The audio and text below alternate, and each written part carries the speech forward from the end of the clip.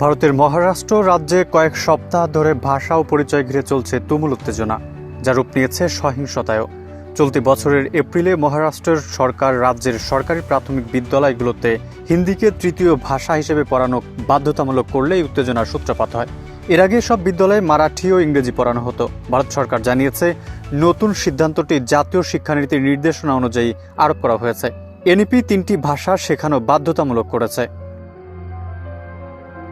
এদিকে এমন সিদ্ধান্তের বিরুদ্ধে ক্ষোভ প্রকাশ করেছেন মহারাষ্ট্রের সুশীল সমাজ ও বিরোধী নেতারা। এমনকি সেখানে ভাষা নিয়ে আন্দোলনের সূত্রপাত হয়। তারা সরকারের বিরুদ্ধে হিন্দি ভাষা চাপিয়ে দেওয়ার অভিযোগ তুলেছেন বলে খবর প্রকাশ করেছে বিবিসি। বহুভাষী ভারতে ভাষা অত্যন্ত স্পর্শকাতর বিষয়। স্বাধীনতার পর ভাষা ভিত্তিক বিভাজনের মাধ্যমেই গঠিত হয়েছে অনেক রাজ্য।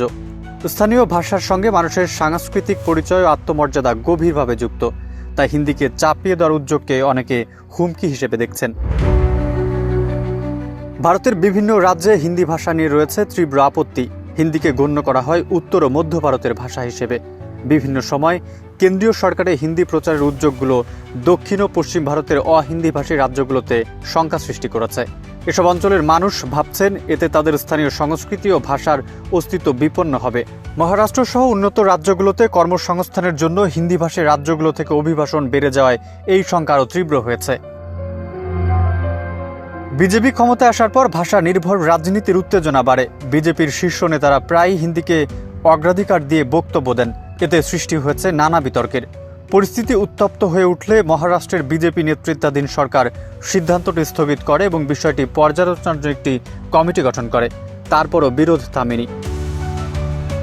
এক্সট্রিম মশার কয়েল প্ল্যান্ট ফাইবার দিয়ে তৈরি, তাই সহজে ভাঙে না, সুগন্ধিযুক্ত ও নিরবিচ্ছিন্নভাবে জ্বলে। ডেঙ্গু, চিকুনগুনিয়া বাহি সহ যে কোনো মশার বিরুদ্ধে দেয় এক্সট্রিম সুরক্ষা। এদিকে ভাষা নিয়ে সহিংসতার ঘটনাও ঘটছে। এপ্রিল মাসে মারাঠি ভাষাভাষীর সঙ্গে ইংরেজিতে কথা বলায় আক্রমণ করা হয় 2 নারীকে। একই সময়ে মারাঠি না জানায় মুম্বাইয়ে মারধরের শিকার হন এক নিরাপত্তারক্ষী। গত মে মাসে এক দম্পতি মারাঠিতে কথা না বলায় ডেলিভারি বয়কে টাকা দেননি। সম্প্রতি ভাইরাল হওয়া এক ভিডিওতে দেখা যায় এক দোকানদারকে মারাঠি না বলায় মারধর করা হচ্ছে তাকে।